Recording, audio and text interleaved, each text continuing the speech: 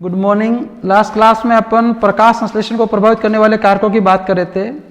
उसमें अपन बाह्य कारकों के बारे में पढ़ रहे थे कि जो बाह्य कारक है वो ऐसे कौन से कारक है जो प्रकाश संश्लेषण की क्रिया को बढ़ा देते हैं, घटा देते हैं।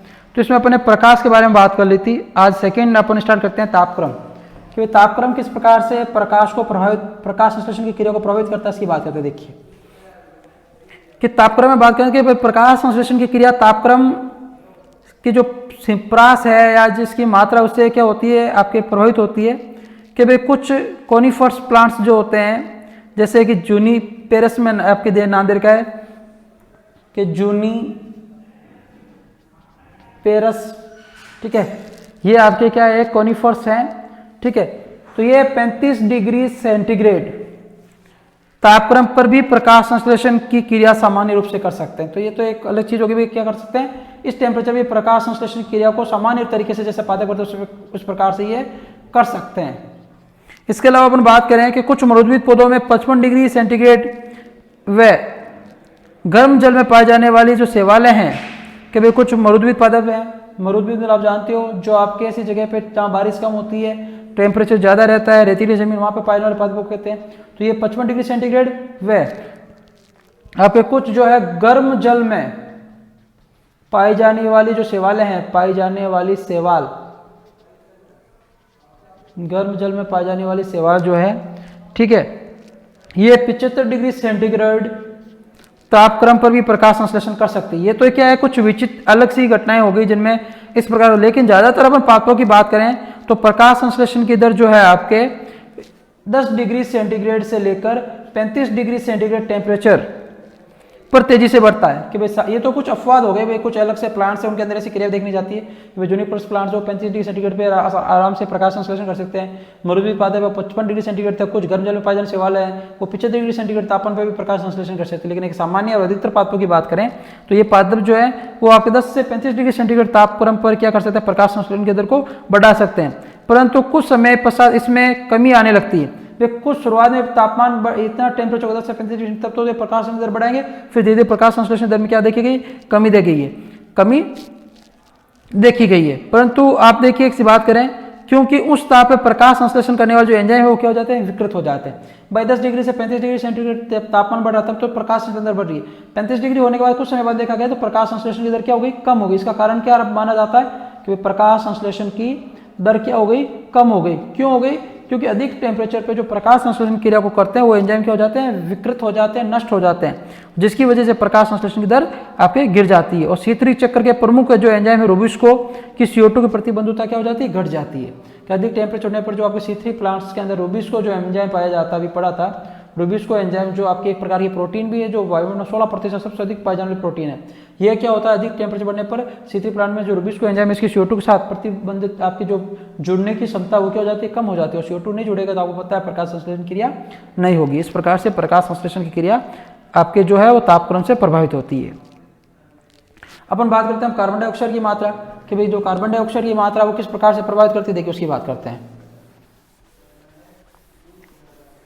कार्बन डाइऑक्साइड को किस प्रकार से प्रभावित करेगी, देखिए आप।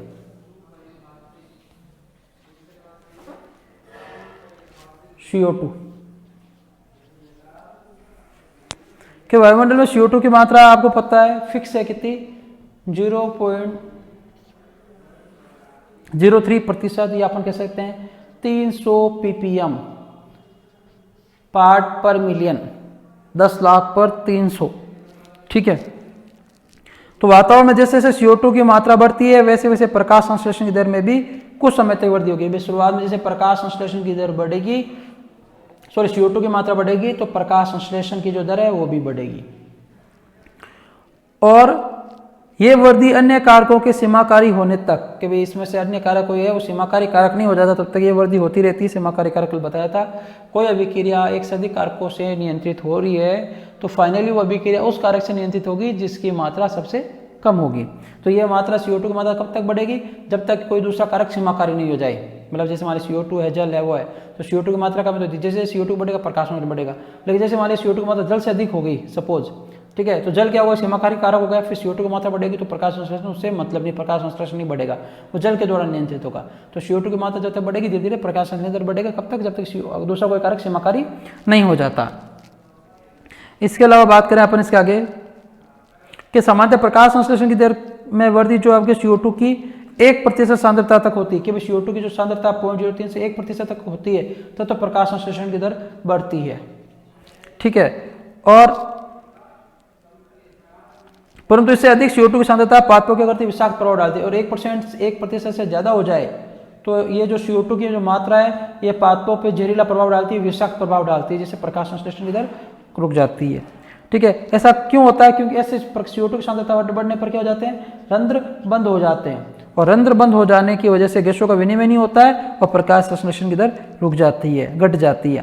और C3 पादपों में CO2 की सांद्रता जो है वो 0.05% बढ़ने के साथ प्रकाश संश्लेषण की दर बढ़ती है, कि इतनी बढ़ेगी तो प्रकाश संश्लेषण की दर बढ़ेगी। इसमें C3 प्लांट्स के अंदर तो प्रकाश संश्लेषण की दर बढ़ेगी। और जो आपके C4 प्लांट्स हैं उनके अंदर प्रकाश संश्लेषण जो CO2 की मात्रा है, C4 प्लांट्स की बात करें तो ये मात्रा कितनी होनी चाहिए, 0.03% सांद्रता तक ही बढ़ती है। तथा प्रकाश, मान लीजिए यहाँ पर प्रकाश इसकी CO2 की सांद्रता 0.04% हो गई तो आपके प्रकाश संश्लेषण की दर क्या हो जाएगी, घट जाएगी। किनके अंदर, C4 प्लांट्स के अंदर। तो प्रकाश संश्लेषण की दर और CO2 की एक निश्चित मात्रा तक ही बढ़ती है, उसके बाद में क्या होता है, आपके प्रकाश संश्लेषण दर घटने लग जाती है। अब बात करते हैं जल की, कि भाई आपके तीसरा महत्वपूर्ण कारक बात करेंगे जल की। पहला हो गया आपके प्रकाश पढ़ लिया, दूसरा आपके तापक्रम पढ़ लिया, तीसरा आपके CO2 पढ़ लिया, और चौथा पढ़ेंगे आज जल, कि भाई जल किस प्रकार से प्रकाश संश्लेषण की क्रिया को प्रभावित करता है। तो अपन जल या वाटर की बात करेंगे।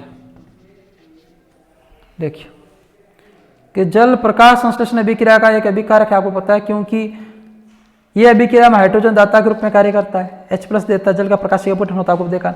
और पादपों द्वारा कुल अवशोषित जल का केवल 1% भाग ही प्रकाश संश्लेषण में काम आता है। मान लीजिए पादप 70% जल का अवशोषण कर रहे हैं, लेकिन प्रकाश संश्लेषण में जल ये कितना है, 70% जल का अवशोषण कर रहा है पादप, लेकिन प्रकाश संश्लेषण में आपके जल का कितना काम आएगा, 1% काम आएगा, ठीक है।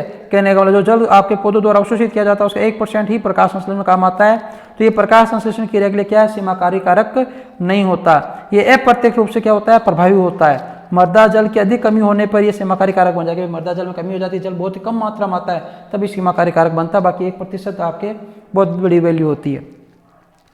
प्रकाश संश्लेषण के दर को अप्रत्यक्ष रूप से प्रभावित करता है। जल की कमी से क्या हो जाते हैं, रंध्र बंद हो जाते हैं, कि जल की कमी हो जाती है तो क्या हो जाते हैं, रंध्र बंद हो जाते हैं, ठीक है। और रंध्र बंद होने पर आपको पता है गैसों का विनिमय नहीं होगा, प्रकाश संश्लेषण दर क्या हो जाएगी, कम हो जाएगी। और आपके पांचवा पॉइंट उसकी बात करें तो ऑक्सीजन की बात करते हैं, कि भाई ऑक्सीजन है वो किस प्रकार से प्रकाश संश्लेषण की क्रिया को प्रभावित करता है। किसकी बात करते हैं कि भाई ऑक्सीजन की सांद्रता में वृद्धि भी प्रकाश संश्लेषण की अभिक्रिया को प्रभावित करती है, कि भाई किस प्रकार से प्रभावित करती है। देखिए कि भाई रूबिस्को के लिए क्या होता है, प्रतिस्पर्धात्मक संदमक का कार्य करती है। कि भाई अपने पढ़ा था C3 प्लांट्स के अंदर, कि भाई C3 प्लांट्स के अंदर आपको पता ऑक्सीजन की मात्रा ज़्यादा हो जाती है तो रूबिस्को क्या करता है, आपके जो RUBP है उसमें RUBP के साथ रूबिस्को क्या करता है, ऑक्सीजन को जोड़ देता है और ऑक्सीजनेज की तरह कार्य करता है। और ऑक्सीजनेज की तरह कार्य करने पर आपको पता है प्रकाश संश्लेषण की क्रिया होती है जो एक हानिकारक क्रिया है। तो ऑक्सीजन की मात्रा बढ़ने पर प्रकाश संश्लेषण की क्रिया प्रभावित होती है, क्योंकि ऑक्सीजन बढ़ेगा तो आपको जो CO2 है इसकी मात्रा कम हो जाएगी। तो ये रूबिस्को एंजाइम है वो RUBP के साथ किसको जोड़ने का पसंद करेगा, इस ऑक्सीजन को जोड़ना पसंद करेगा। ऑक्सीजन को जोड़ेगा आपको पता है 2 कार्बन का यौगिक बनेगा जिसे अपन ग्लाइकोलेट कहते हैं, और प्रकाश शोषण होता है। प्रकाश शोषण एक निरर्थक अभिक्रिया है जो प्रकाश संश्लेषण की दर को क्या करती है, कम करती है। तो इस प्रकार ऑक्सीजन की क्रिया भी क्या करती है, आपके प्रकाश संश्लेषण को प्रभावित करती है। तो ये तो हो गए बाह्य कारक की बात होगी कि भाई कौन से बाह्य कारक है जो प्रकाश संश्लेषण की दर को प्रभावित करते हैं, ठीक है। अब नेक्स्ट बात करते हैं आंतरिक कारकों की बात करते हैं कि आंतरिक कारक कौन से जो प्रकाश संश्लेषण की दर को प्रभावित करेंगे, ठीक है। आंतरिक कारक में जो आपकी पत्ती की बनावट है इन चीज़ों की बात करेंगे किस प्रकार से। दूसरा है आंतरिक कारक जो प्रकाश संश्लेषण को प्रभावित करते हैं। आंतरिक कारकों में सबसे पहले आपके है पर्णहरित, क्लोरोफिल 1 नंबर पे।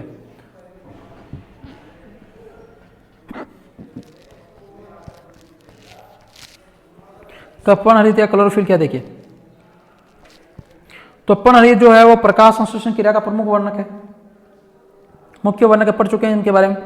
जो प्रकाशिक ऊर्जा को क्या करता है, रासायनिक ऊर्जा में बदलता है। पर्णहरित का क्या कार्य है कि जो सूर्य की प्रकाश ऊर्जा आती है इसको आपके वो कन्वर्ट करता है इलेक्ट्रॉन के अंदर, इलेक्ट्रॉन से फिर एटीपी का फॉर्मेशन होता है और एटीपी के द्वारा आपके क्या बनता है, ग्लूकोज का फॉर्मेशन होता है, ऑक्सीडेशन होता है CO2 का। तो ये प्रकाश ऊर्जा को किस में बदलता है, रासायनिक ऊर्जा में बदलने का मुख्य योगदान करता है, रासायनिक ऊर्जा में बदलता है।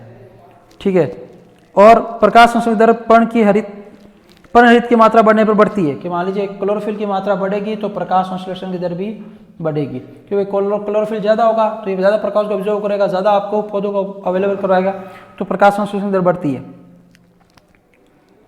अब देखिए दूसरा पॉइंट बात करते हैं आपके संचित भोजन। संचित भोजन, देखिए